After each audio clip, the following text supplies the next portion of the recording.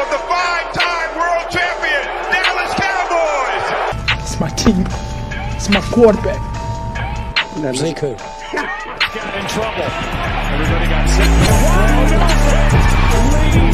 Sean Lee. It was basically the division on the line. 14-yard line. I formation. Elliott. Prescott wide open. Touchdown. Blazell Sharwood. Elliott.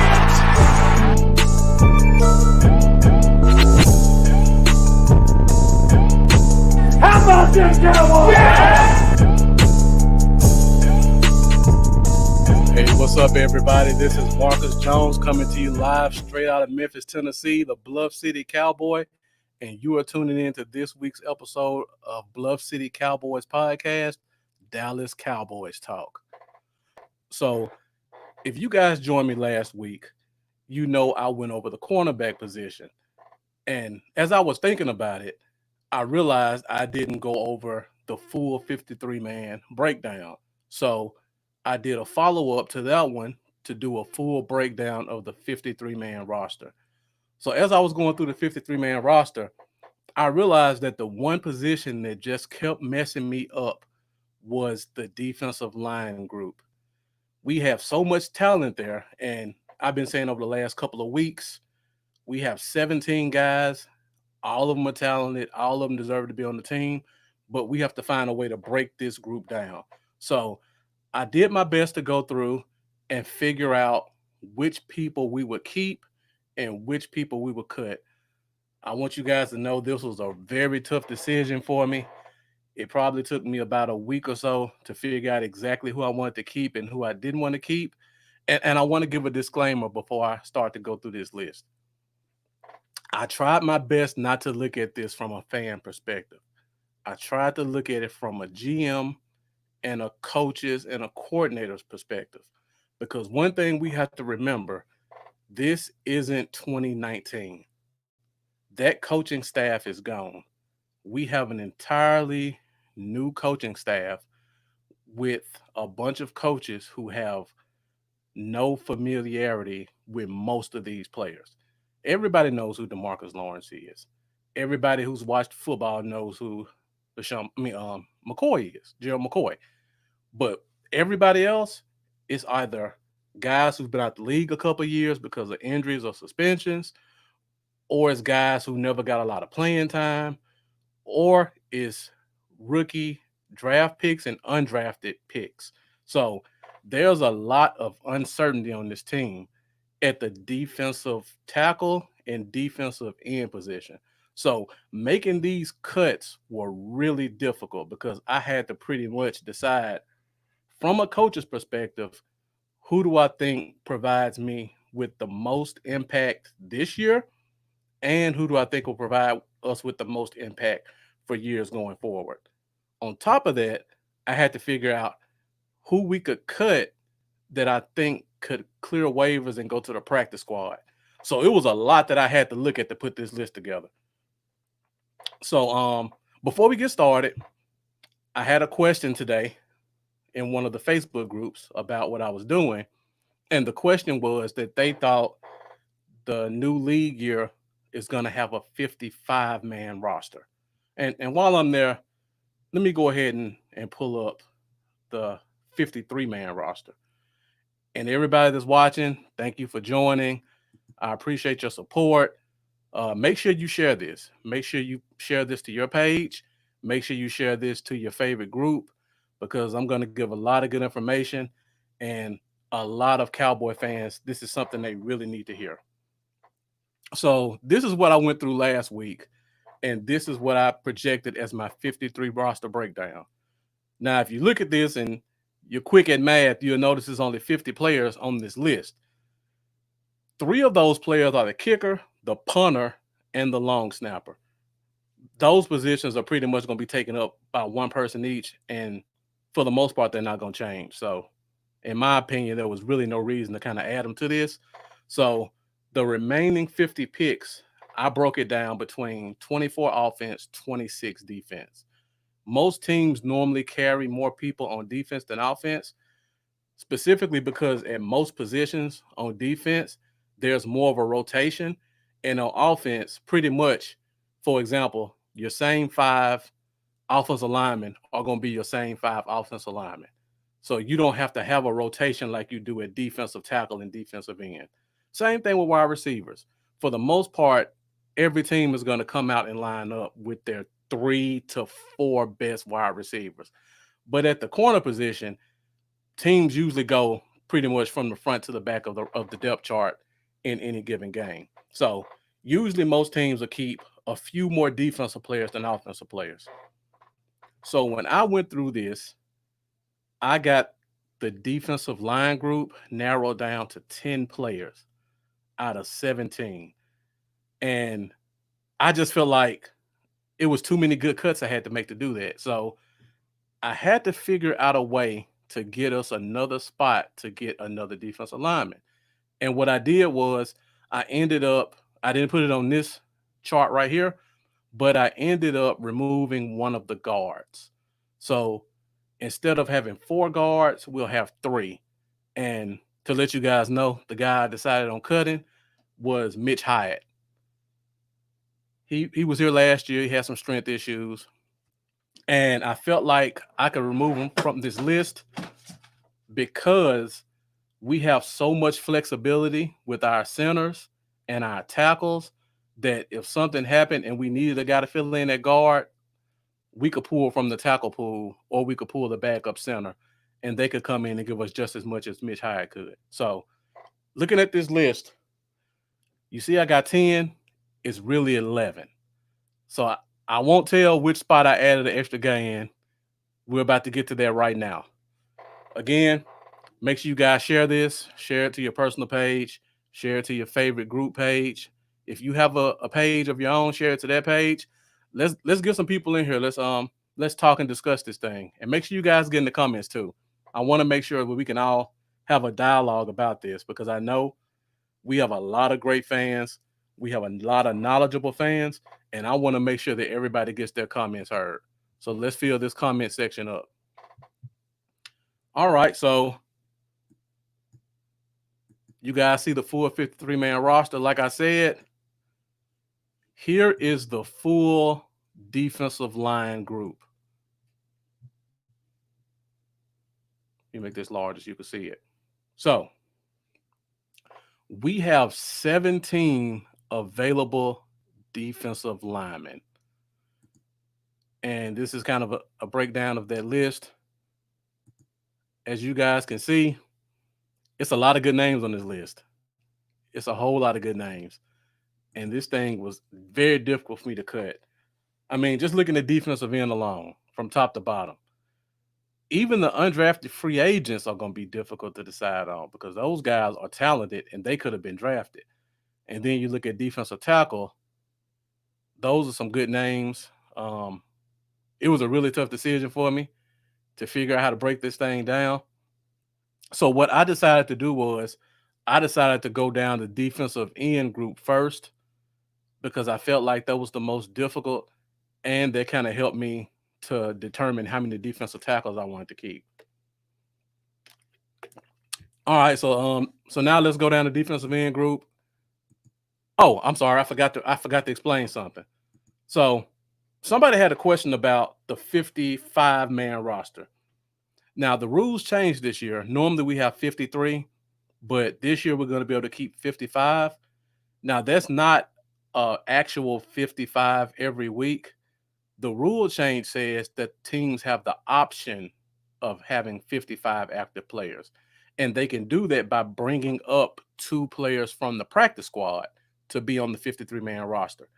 In years past, when you had a guy that was on the practice squad, you had to bring him up to the roster, let him play or be on the bench as a reserve that week. And in order to put him back down on the 53-man roster, you had to basically cut him, and he had to clear waivers, which means that every team in the league gets an opportunity to put a bid in for him without you being able to stop it. And if a team makes a claim for him, then he goes to that team. If no team puts a claim on him, then you can put him back on your 50 on your practice squad. With the new rule changes this year, the league is allowing teams to bring up 2 practice squad players, have them on your team, and then you can put them right back on the practice squad without them having to go through the whole waiver process. So that's going to be huge for a team like this with a lot of talent. So if we can get some guys that we like on the practice squad after the first 53-man roster cuts are made, that means that we should be able to have them available all year long. And that's going to be major. And that's one of the things I kind of considered when I went through my 53-man roster list to determine who I could cut that I thought we could possibly keep on the practice squad and still have him available for game days if we needed him. All right, so let me get back to this list. So I'm starting with defensive end first. And of course, this one was a no-brainer. DeMarcus Lawrence making the team, best player on the team, highest paid player on the team until Dak gets paid. You know he's going to be on the roster. So the first spot was pretty easy to determine. All right, so then I went to the second spot, and this is where I probably threw a curveball in to some of you guys, but I think this is a really good player, and his spot is pretty much secure.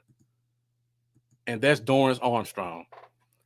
Now, some of you guys may not know who Dorrance Armstrong is, but Dorrance Armstrong was a 4th-round pick a couple years back that has been kind of our swing defensive end. He hasn't gotten a lot of playing time as much as I thought he should have, but whenever he gets in the game, he always makes an impact.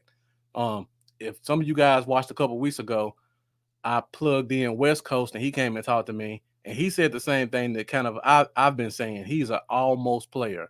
Like, he almost gets a lot of sacks. If you go back and watch his footage, he's always in the backfield. He's tall, he's fast, he's athletic, and he's always like 1 inch away from getting the quarterback down. I think now that we have a different scheme and he's going to get more opportunities, I think he's going to take advantage of those opportunities. And at a minimum, he's going to be a key rotational piece. I actually think he can take the starting right defensive end spot. On top of that, there's been talk about us going to this new multiple defense, diverse defense, where we kind of transition between 4-3 and 3-4. He's a good player for that because in college, he actually played 3-4 at Kansas. So while some of these guys, like if you saw the reports a few weeks back with DeMarcus Ware, guys like DeMarcus Lawrence have to reach out to a guy like that to teach them how to stand up. Dorrance Armstrong already has a leg up because he stood up before and he knows how to play the position. So I think because of that and him getting opportunities, he's going to really show himself and he's going to earn a spot on this team. So number 3 spot, I think this one's pretty much a no-brainer as well, and that would be Rondale Carter. Rondale Carter is our undrafted rookie free agent out of James Madison. He was the highest paid undrafted free agent in the league in terms of signing bonus. So the team already gave him a big signing bonus. They already guaranteed a lot of his salary. So I think because of those 2 things, he's pretty much a lock to make the team. And plus, he's a talented player too. I don't know how he didn't get drafted, but I'm glad he fell to us. So I think this is going to be our top 3 guys. Rondale, to me, makes a better left defensive end, so he probably play behind DeMarcus Lawrence. But I think he could also compete at that right defensive end spot too. And again, let's get some shares up there, guys. If you have any questions so far, put them in the comments. I'll highlight them on the screen and we could talk about them. I'm shocked I didn't get any because I know a lot of people don't feel the way about Armstrong that I do. So when we get further down this list, I'm sure I get some more comments. All right, so we go to the 4th one. And I kind of feel like this one is a no-brainer too. And this one is Aldon Smith. Now, Aldon Smith hasn't played football in a couple of years. We all know that. Aldon Smith is now like 287 pounds, if we believe what Jay Glazer reported. But Aldon Smith was a talented player when he played. On top of that, um, I don't know if you guys watched the late night hype, but they had Brian Broaddus on the show a couple nights ago, and Brian Broaddus reported that when Jim Tom Sula does his virtual meetings, he uses a lot of Alden Smith tape as an example on how he wants guys to play. So I think our defensive line coach really loves Alden Smith. They were together with San Francisco when Alden Smith had all his multiple sack years. Um, I think he was one of the main reasons that Alden Smith was given an opportunity to come on his team. So I think if he comes here and he shows us 50% of what he used to be, I think he's a lock to make this team. So that takes us to number 4. All right. So now getting pretty close to the end. Number 5. This is where it gets tricky at. At number 5, I got Bradley Anai. Now, Bradley Anai was our 6th round pick out of Utah, the defensive end. Talented guy. He is a pass rushing specialist. This guy already has NFL moves as a pass rusher. He knows how to use the stiff arm, the swim move, the rip and pull, the go around the guys. He already has a full arsenal of defensive pass rush moves. He's also a very intensive guy, which I think Jim Tomsula really likes. So I think once we get in practice and he shows himself to be the pass rusher he is, I think that's going to give him a leg up on some of these other guys who are listed before him. Before I move on, let me go back to one more thing about Alden Smith. Again, we talked about multiple defenses transitioning between a 4-3 and a 3-4. Alden Smith actually has played some stand-up linebacker. I don't know if you guys remember, but after he left San Francisco, he went to Oakland for a year or two. And while he was at Oakland, he actually played some stand-up defensive end / outside linebacker. So if he comes here, that's another guy who already knows the scheme and knows how to play it and knows what to do. Bradley and I doesn't have that yet, but I just think from a pure pass rushing perspective, he's going to give us something that a lot of these other guys may not have as much of. So that takes us to 5. I actually added one more. So we got 6 defensive ends. And the last defensive end, I know you guys have probably been looking for him. You probably thought it should be number 1 or number 2. But I got him at number 6 because I feel like he's on the border. And that's Randy Gregory. Now, again, that's not saying I don't like Randy Gregory. I'm a huge fan of his. I hope he comes back. But I'm looking at this thing from a coach's perspective and a GM perspective. From a GM perspective, we got a lot of talent, and we got to think about the future. We're not 100% sure Randy Gregory is going to come back this year right now.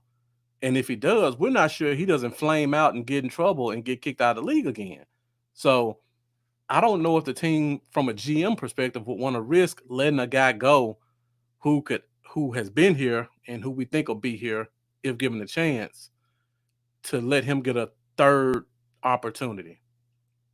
From a coach's perspective, he hasn't played football in over a year. We don't know what he looks like right now. Because he's suspended, nobody can talk to him on the team. So not only can he not join in on the meetings, they can't even have communication with him. So nobody knows if he's working out. Nobody knows if he's staying out of trouble. Nobody knows if he's in shape. He doesn't have access to the scheme or any plays or anything like that. So we don't know about Randy Gregory from a coach's perspective. And we don't know when he's going to come back. And I feel like if he's not back by the middle of July, he may be buried too far down the depth chart to even get a chance to bring himself up. This is not years past where we just could say, well, Randy Gregory was here last year or 2 years ago. If he comes back, he's making the team. No. This is a new coaching staff. Nobody has a free pass except for DeMarcus Lawrence. Everybody else has to earn their way on the roster. And if you got 11 defensive ends who are here and they're practicing every day, if Randy Gregory comes back, he's not going to jump over those 11 defensive ends and go to number 3 or number 4. He has to start at number 12 and hope he can find enough snaps to prove that he's worth going up the roster to get to the top 6. So if he's not reinstated by the time training camp starts or a week after, it's going to be very tough for him to make this team. And then even with that, we got to go back to the workout thing I just said, the training. He may not be in shape. Teams are not going to let a player come on the field unless they can pass the conditioning test. So he may get reinstated and come back, but he might not even be in shape enough to pass the conditioning test to even step on the field. So I feel like from a talent perspective, if he gets a chance, he's going to make the team. But I got an asterisk beside his name because I don't know if he's going to get reinstated or if he's going to have enough time to get reinstated to make an impact. Now, out of all the other defensive ends that we have, I just put him at 6 because he's the most talented. Anybody else could get that spot, though. It's completely up for grabs. So, as of today, these are who I think would be our 6 defensive ends on the 53-man roster. And I see we got a comment from Jeff. So, Jeff asked the question, do I think Joe Jackson's going to the practice squad? Jeff, you know more than anybody how much I'm a fan of Joe Jackson. So that was hard for me to say that Joe Jackson's not going to make this team. But when I look at it, Joe Jackson is a left defensive end. So it puts him behind DeMarcus Lawrence. So I'm going to assume it's between him and Alden Smith. And I think Alden Smith has so much respect from the coach, Jim Tomsula, that if he shows us anything, he's going to get put over anybody. So between Alden Smith, Joe Jackson, and Rondale Carter, those are your backups for that left defensive end spot. None of those guys can play right defensive end, really, to me. So you can't have 4 guys as backups behind your best player. You have to limit that because you expect your best player to touch the field. So Joe Jackson is going to have a real hard time making this team, as much as I hate to say that. So I see Tywan Taylor. I don't recognize the name. So Tywan, thank you for joining us. I appreciate you rocking with us tonight. And I see you made a comment and you said that if Randy comes back, he's making the team. Again, like I just said, he doesn't have any goodwill with this roster. None of the coaches know him. So if he comes back, he's not going to just be guaranteed to be slotted as the starting right defensive end. All of these guys are coming in with a clean slate. So if he's not here when everybody else is here, he has to start off at the bottom of the totem pole. And at that point, he has to hope he can show enough to pass all the other guys to get up in this top 6. We have 11 defensive ends on this team right now. So if Randy Gregory came back, he would start off at number 12. And my fear is between the time he gets here to the time we have to make final cuts, is there going to be enough time and enough practices for him to pass 6 guys to get to that spot? From a talent standpoint, I feel like yes, but I still got to hold caution because you just don't know. I mentioned a couple weeks back talking about Randy Gregory. He is in a very bad situation right now because this is his 3rd reinstatement. I know the whole drug rules have got changed now, so guys can't get suspended for it. But everything's still in Roger Goodell's hands. And he has to look at it. He's supposed to look at it objectively, but he's going to use Goodell rules to look at stuff. So, for one, we all know he doesn't like the Cowboys. So that's 1 strike against us. For 2, he doesn't like players to make him look bad.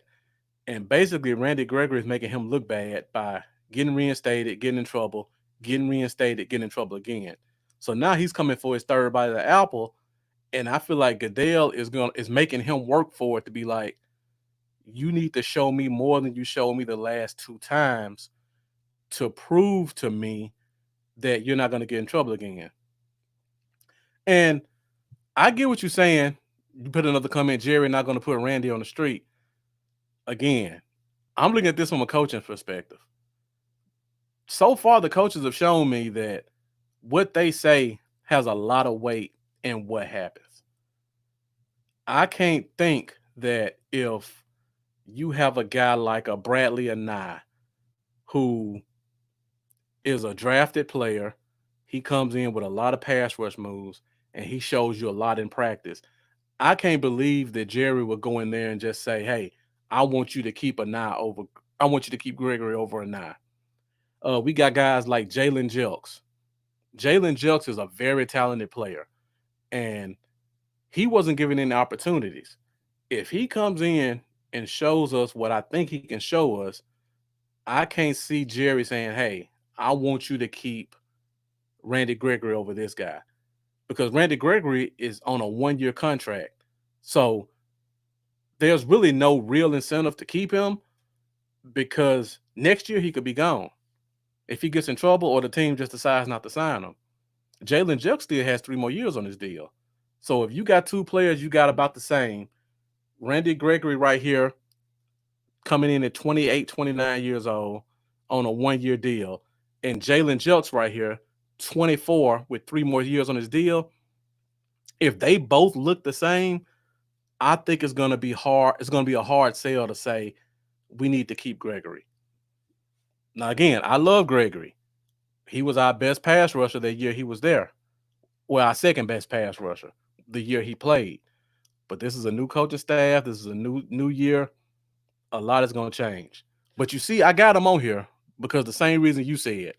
I don't think Jerry will put Randy Gregory on the street, but he still has to prove his way on. If he doesn't get reinstated and he doesn't touch the field, there's no way they can keep him on this roster, because you can't waste a roster spot as a new coaching staff on a guy that you haven't seen before. So, Taiwan, I'm with you. I think he has a good shot, but he has to make that first step and get on the field first. All right, so that's pretty much my defensive end group. So let's do a recap of all the players. So you see we got the 6 who make the roster, and then you got the 4 that I think we have to cut. So if Randy Gregory doesn't make this team, I think Jalen Jelks will be the next man up for that 6th spot. And I honestly think Randy Gregory, if he comes back, may have his hands full to getting that spot from Jelks, because Jelks and Gregory are very similar players. They're both tall, they're both lanky, they're both fast. They both know how to come around the edge. I just think Jelks didn't get the opportunity that he should have gotten on the field. So it's going to be rough. I don't know if you guys know who Azur Kamara is at number 4. I have him getting cut, and I want to put an asterisk beside his name because I think he could get moved to linebacker. And I'm going to do a linebacker breakdown in a couple of weeks. I'll probably talk more about that. I don't know if you guys noticed, but there's a name missing on this list that that's a defensive end that's not there at all. And that name is Tyrone Crawford. I don't know if anybody else noticed that. Again, Taiwan, I hear you. I'm with you. But what's the best availability? What's the best ability? Availability. If Randy's not on the field, you can't just put him on the team. You can't waste roster spots and money like that. This is a new year, new coaching staff. So it's not always about talent. It's more to it than that. So, like I said, you I know you're arguing with me, but you got to see, I got Randy Gregory on the team right now. I'm just making a case that if he's not there, he won't have a spot for him. If he's there, he's our line. He's on our line. So we're both saying the same thing. But again, Gregory has to be there first. So Tyrone Crawford. I don't think Tyrone Crawford's a defensive end. I said that when they moved him there. Just because the team put him there, that doesn't make him that person. The team put Byron Jones at safety. Is he a safety? No. The team put Connor Williams at guard. Is he a guard? No. The team had Rod Smith at fullback. Is he a fullback? No. So we can't just assume that because the team put a guy somewhere, that's the position he plays. Tyrone Crawford is not a right defensive end. Tyrone Crawford is a defensive tackle. And if we keep him at defensive end, we're doing ourselves a disservice on the defensive line. So I didn't even consider him as a defensive end. He's with the defensive tackle group. And that's pretty much what we're going to cover next. Again, so here's my list. I think Jelks cleared waivers last year. I think he'll clear waivers again. Joe Jackson, we're probably going to lose Joe Jackson. I don't know if he would clear waivers and make the practice squad. Ladarius Hamilton, another undrafted rookie. I don't think there was a lot of hype around him. So if we have to cut him, I think he would clear waivers and we could get him on the practice squad. And Azur Kamara, I have him here. I think he's going to make some noise at that linebacker spot. But if I consider him a DN, which is where I have him at right now, until I'm proven otherwise, I think he's going to get cut as well and make the practice squad. So I see Anthony Kozar.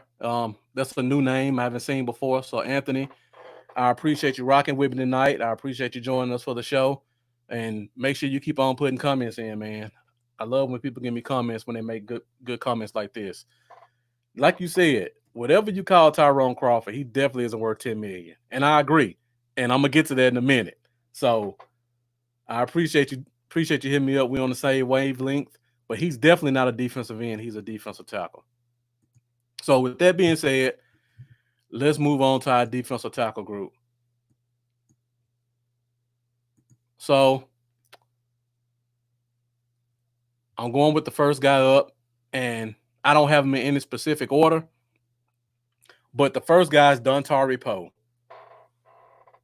We have a lot, to me, his spot is secure. We don't have a lot of defensive tackles, so he has to be here. They paid him a pretty good amount of money. He's a good player. I think he solidifies our line. This one was a no-brainer. All right, so we go to the second defensive tackle, and another no-brainer, Gerald McCoy. He's going to be our starting 3-tech. They paid him a lot of money. He signed a 3-year deal. He's going to provide us with a lot of veteran leadership. I think he's a lock to make this team. And I'm excited about seeing both of these guys play together. All right, so number 3, Antoine Woods. Now, honestly, I'm a little bit skeptical about this one. I'm probably in the minority. He still hasn't signed his exclusive free agent tag yet. And I don't know why he hasn't, but he needs to go ahead and sign it because I don't know if he's able to participate in practices without signing it. But he was our starter the last 2 years. He's going to make a quality backup.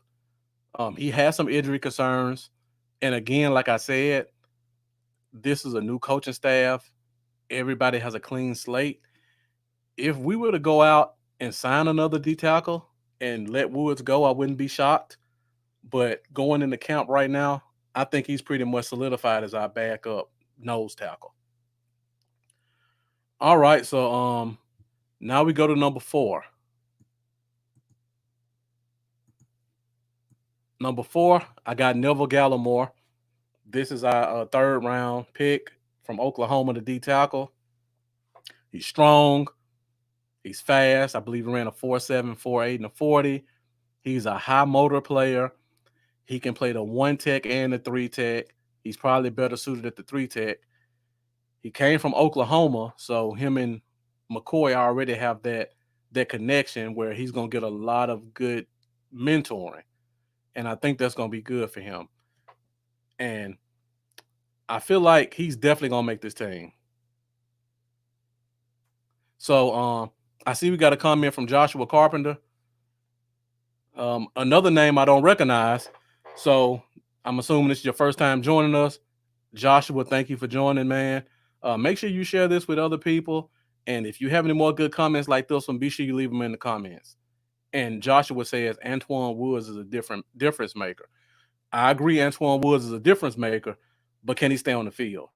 That's been his only concern with this team. And it's not his fault. I blame the coaching staff because they never had a true backup to allow him to be a high motor player. The problem when you have high motor players who are strong like Woods and are also undersized, it's only so much of a beating they can take. So when you have a guy like that, that's 6'1", 320 pounds, and you're playing him 50, 60% of the snaps, that's just like a ticking time bomb. Eventually something's gonna go out. Shoulder, pec, knee, quad. That's too much force to put on a guy who's going balls out every time he touches the field. So I agree he's gonna be a difference maker. And I think having a guy like Poe who can take some pressure off of him is gonna help him a lot. My concern is those injuries. I hope he hasn't taken too much of a beating to where he doesn't come back to where he should be. But if he's back, that's gonna be one hell of a defensive line rotation in the inside. So I got Neville Gallimore here, and I got him at the 4th D tackle spot again. I think he could play both positions, so that's going to help. I think he's going to start off mainly as a backup 3 tech behind McCoy. So I'm looking forward to seeing what we got. Anthony Kozar got another comment. Let me put it on the screen. So, like you said, it's a lot of talent on here, and this was a tough decision for me to make. You got good guys like Woods, Alden Smith, Randy Gregory. All these guys have a ton of potential, and they've shown potential in the past. So I think I agree with this potential. We can have a huge benefit from them, and we got a lot of big names. So again, that's what made this decision so tough for me. We got so many talented guys, and we have to decide who we can keep and who we can keep and who we can't keep. All right, so I'm pretty much at the end of my list. I'm down to my last guy. I decided to keep 11 defensive linemen.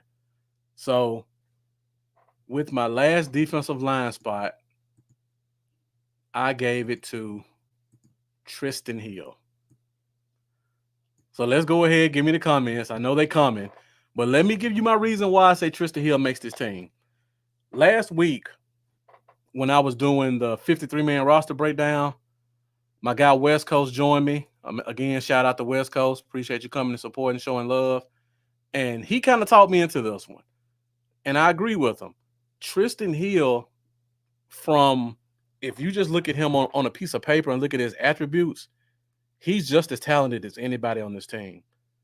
6 foot, 310 pounds, high bench press, good 40. If you would do a blind look at his combine compared to Ndamukong Suh, it's identical. And I went back and looked at this, and I was shocked. It was an identical combine. The problem with Woods is motivation and attitude. Now, Mendoza, appreciate you joining. I'm glad to see we got the same D tackle group. So I know you know a lot about football too, so it lets me know I'm going in the right direction. So back to Tristan Hill. His problem last year was attitude. Now, I don't know if that was caused from him or it was caused from terrible coaching and not holding guys accountable. Because we can go from top to bottom on their roster and find a lot of guys who were not held accountable last year. It got so bad, we had to bring in Michael Bennett to come on this team and be a leader for us.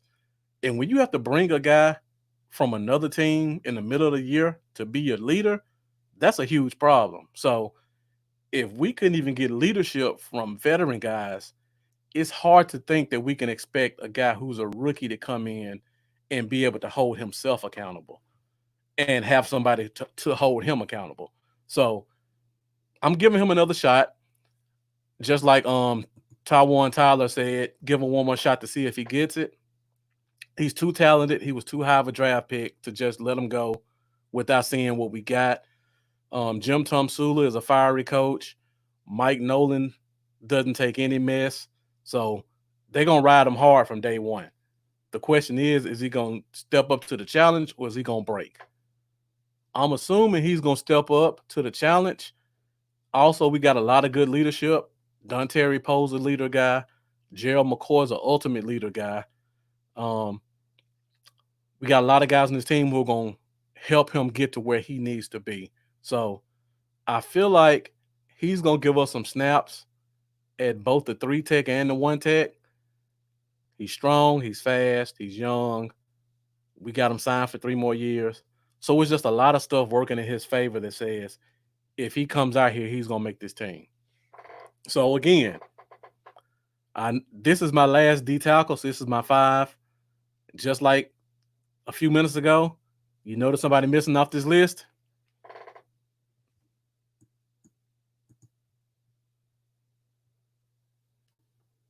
Tyrone Crawford didn't make my team. I think Tyrone Crawford gets cut. Garrett Marino is a guy I really like. I've been waving the flag for him for a couple of weeks. Another guy, strong, physical. He reminds me a lot of Antoine Woods, but more athletic. So I just think it's a numbers game. It's going to be hard to keep 6 defensive tackles. I think he's going to be an odd man out. He'll make the practice squad. So if anybody out there thinks Tyrone Crawford should make the team, get in the comments and give me a reason why. And while I wait for that, I give you my reason why he doesn't make the team. First of all, this is a new coaching staff. Everybody's at 0-0-0. Nobody has a leg up on anybody. Tyrone Crawford didn't play football last year. So they don't have any recent tape of him. The last tape they had of Tyrone Crawford, he was playing defensive end, and he got outplayed by Randy Gregory. If you go back, you have to go back probably 3.5 years to get good tape of Tyrone Crawford. And this takes us all the way back to the Randy Gregory years when he was playing 3-tech and defensive end. So there's not a lot of good tape of Tyrone Crawford out there. Number 2, he's making a shit ton of money. And $9 million is a lot of money to pay for a guy where you can't pencil him in and say, hey, this is going to be our starter. Now, a lot of people out here, this is coming from media experts, fans, guys who follow the team. I keep hearing leadership. They're going to keep Tyrone Crawford here because he's the leader of the team. I'm not paying $10 million a year for leadership. I'm paying $10 million a year for production and results. If I'm going to pay somebody to be a leader, I can go get any veteran who's been in the league for 10 years and pay him a league minimum and let him be a leader. We borderline did it last year with Michael Bennett. So why are we paying him $10 million to be a leader? And when you really think about it, what is he a leader of? How many guys of the people that I listed were here 3 years ago? How many guys can you say just really look up to him and say, I saw Tyrone Crawford in the locker room. I respect him. He's the guy that I go to. Outside of DeMarcus Lawrence, maybe Dorrance Armstrong, there's nobody else on the team who you can say this is a leader. Gerald McCoy's been in the league longer than Tyrone Crawford. That's our leadership. He's already been showing it during the offseason. He's going to all these media outlets. He's saying the right things. He's doing the right things. He's losing weight. He's hyping the fan base up. He's talking about how great he's going to play this year, how great the team's going to be. That's our leader. Tyrone Crawford is a backup guy that's making $10 million a year, and all they can say that's positive about him is he's a leader. And like I said, he's not a right defensive end. Just because the team put him there, that doesn't make him that. So If he can't start a defensive end and he can't start a defensive tackle, I'm not paying this guy $10 million. And then you got competition with a guy like Alden Smith. Basically, him and Alden Smith are about the same guy at this point. They're both about 6'3", 6'4". They're both about 285 pounds. They both can play. That you can put them at right end, left end, and inside.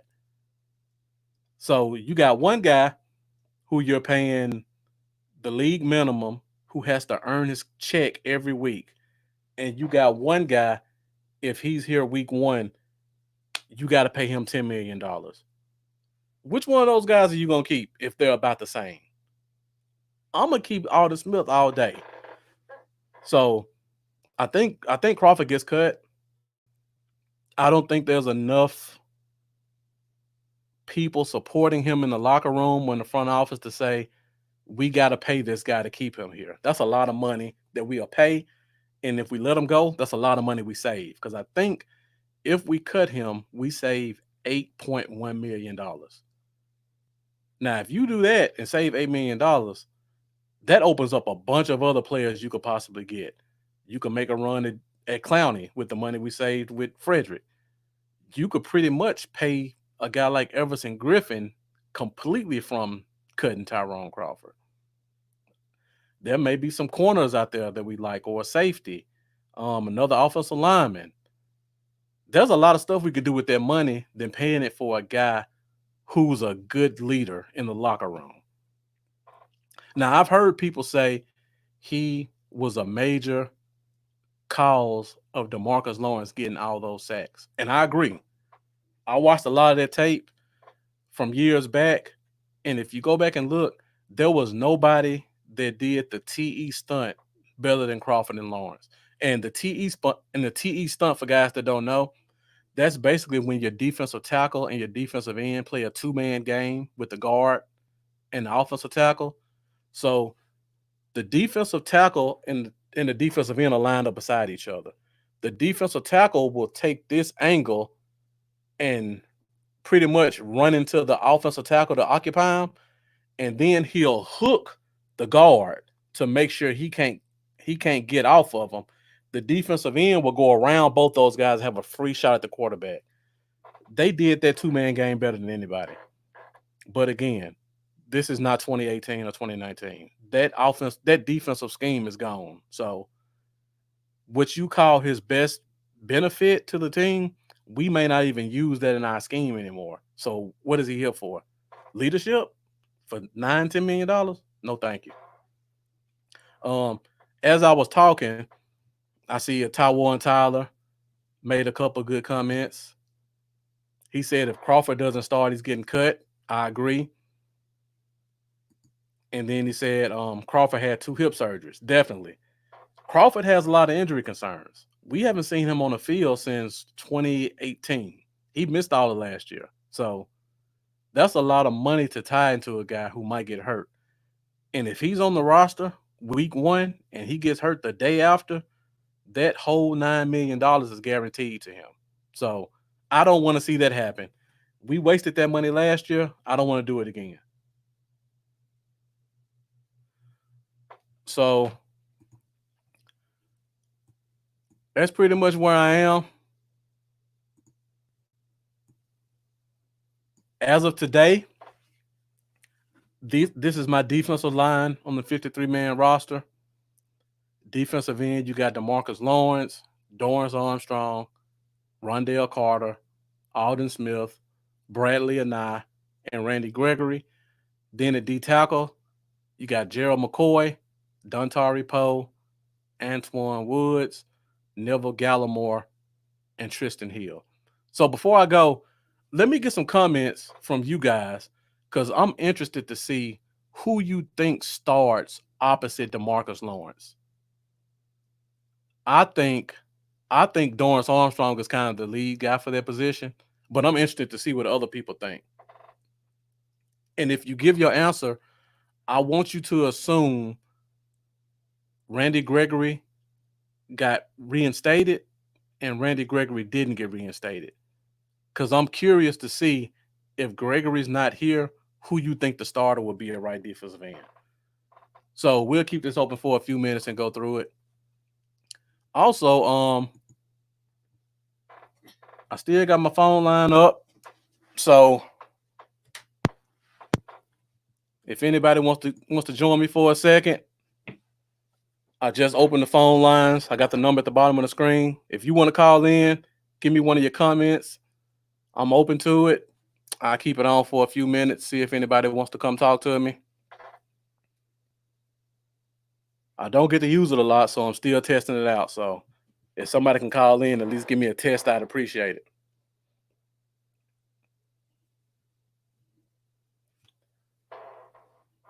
So while I wait for some more comments and see if anybody calls, I want to let you guys know that this Saturday we have a special interview coming.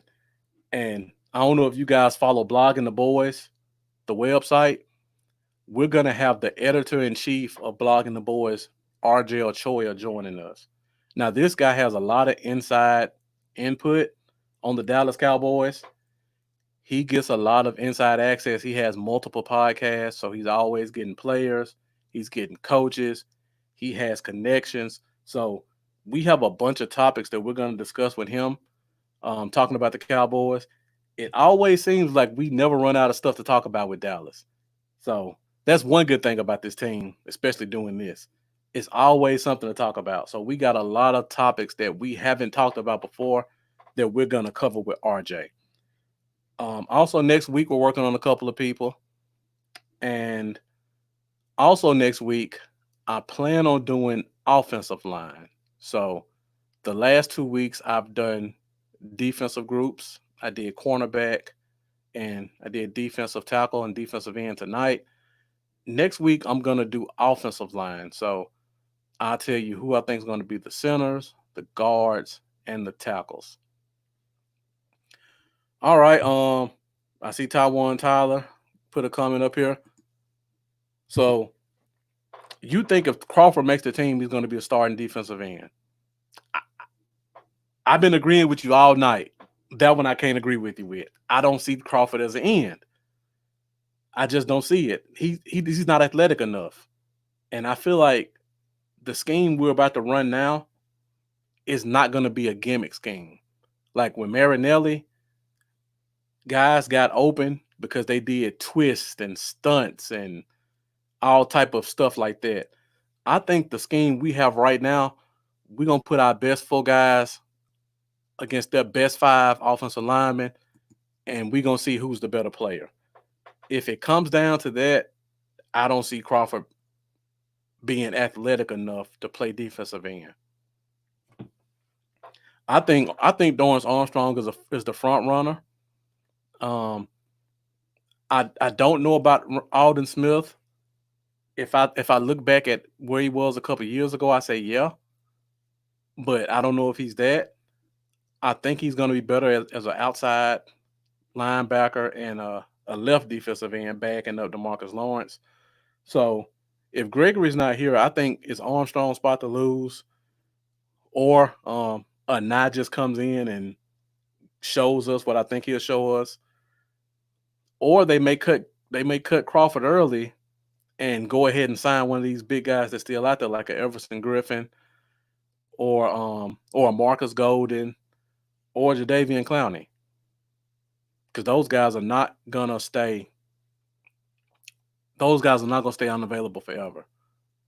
Like Clowney keeps saying, "I'm waiting for this money," but the more he gets into camp, the more that price tag goes down. So I think at some point he's gonna have to just take a 1-year deal, prove himself again, and then hit free agency again. And what better team to go to prove yourself than the Dallas Cowboys?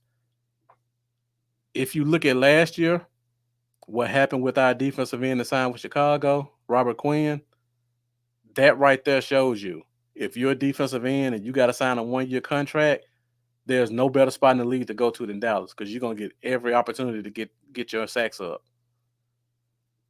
You're going to get every opportunity to play with one of the top 3 best left defensive ends opposite you, and he's going to always get double teamed.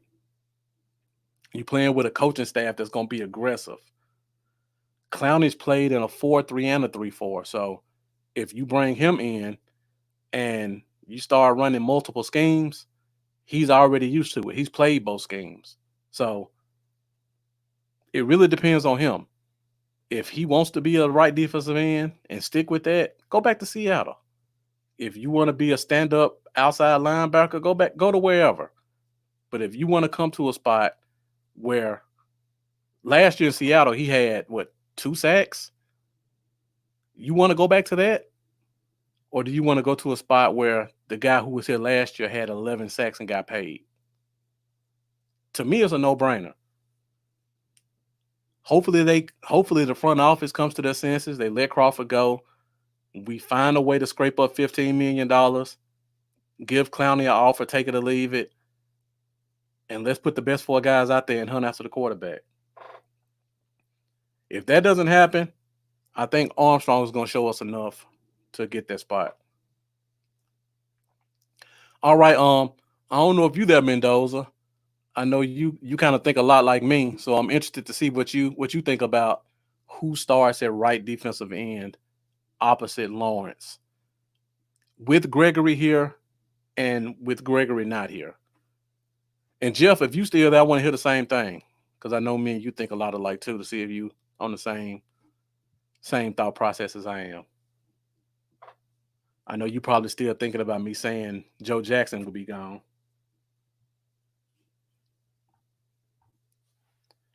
All right, again, Saturday, we're gonna have RJ Ochoa at 3:00. We've been trying to work with him, being the manager and the editor-in-chief of a major blog site. His time is extremely occupied, so we had to try our best to get him whenever we could. And 3:00 on Saturday was the best time we could get him at. So 3:00 Central Time, we're gonna have RJ Ochoa on here talking about a bunch of different Cowboys topics. So if you guys are available, make sure you come back and join us. Put your questions in the comments. He loves talking about Cowboys football. So any questions you got, I got a bunch of them. The guy who hosts me, Lambo, he's got a bunch of questions. So he's going to pretty much give us all his time. So make sure you guys get in. If you got some questions you want to know inside the team, where we're headed, training camp, all that type of stuff, RJ is going to be one of the best guys to give us that information. All right, so I stayed on a few extra minutes. Taiwan, man, I appreciate the love. I'm trying, man. I'm trying. I've only been doing this a month, still trying to build my base up, trying to get you guys all the best information I can. I don't know if you got a chance to watch Taiwan, but I had George Teague Tuesday night. So if you missed that interview, make sure you go back to my page and check that one out. That was a really good interview. George Teague gave us a lot of good stories from the old days. He talked a lot about what he thought about the secondary right now. He coaches football in high school in Texas. Okay. I see Mendoza chimed in. So you also think Crawford starts, and you think it should be interchangeable. All right, so if you think Crawford starts and I got him being cut, who's the guy that you cut? Let me pull it back up again. And I appreciate the comment. So if these are the guys who I say make the team, and you think Crawford's going to start, that means he's not going to get cut like I think. So who do we cut to make room for him? You think we cut a defensive lineman, or do you think we keep 12 defensive linemen and make a cut from somewhere else? Because I went through the full 53-man roster, and it's slim. It's hard to cut another guy. We would be really thin at another spot to make room for 12 linemen. So we actually, in my opinion, you would have to cut a guy right here to make room for him. Rondale? Okay. Mendoza says Rondale would be the cut. I see Taiwan agrees with him. Rondale will be cut. I think it would be hard to cut him. I don't know if you guys heard his interview when he got picked up, but he said there were 28 teams, I believe, who all tried to sign him, and he chose Dallas because he felt like he liked the coaching staff and he would get a good shot at playing. So if he was the guy to get cut, I think it would be very hard for him to clear waivers and come back. On top of that, we paid him a couple $100,000 guaranteed. So it's not a lot of money, but it would be money down the drain. All right. All right, Mendoza. I see you came in. You like Carter. You think he's a practice squad candidate? Oh, George Brooks. It's a new name. George, I appreciate you joining us. Thank you for your support. So you think Armstrong's getting cut? I don't see it, but hey, agree to disagree. To me, Armstrong is one of our more talented players who never got a shot. And I do agree. If Crawford wants to stay, he has to redo his deal. Even if he's a starter, he's not worth $9 million. Just plain and simple. He's on the last year of his deal. And I think he's 31 years old. So at this point, he doesn't have that many contracts left. So if he wants to get paid again, I think he's going to take a pay cut. Because if we cut him, he's not getting $9 million on the street. He's probably getting borderline veteran minimum. So I think that number needs to come way down if he stays on this team. I don't think it will. And I feel like the coaches are going to say, you know what? We got a lot of young guys here on cheap contracts. Why would we even waste money on this guy?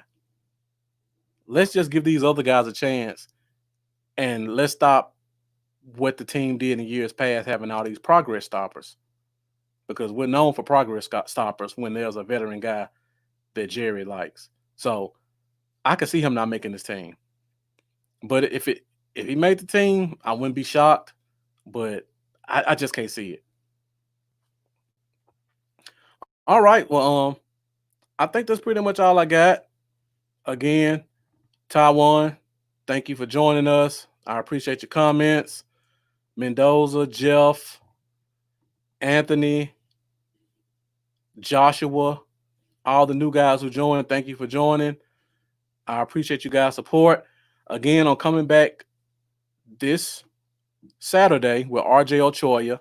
We got a couple more interviews coming up. We got a couple of rookies that we're trying to get in here.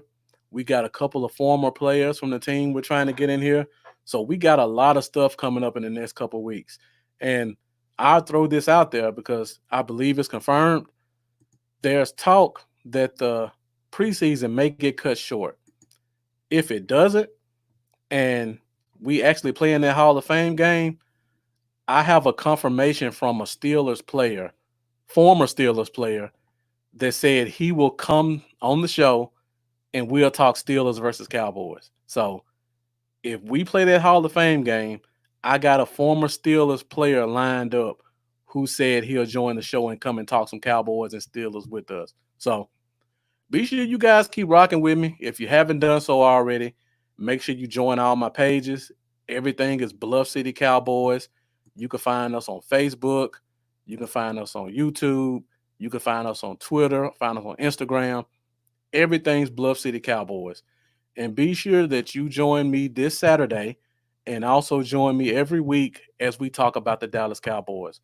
I'm Marcus Jones, the Bluff City Cowboy, and I'm out. You guys have a good night.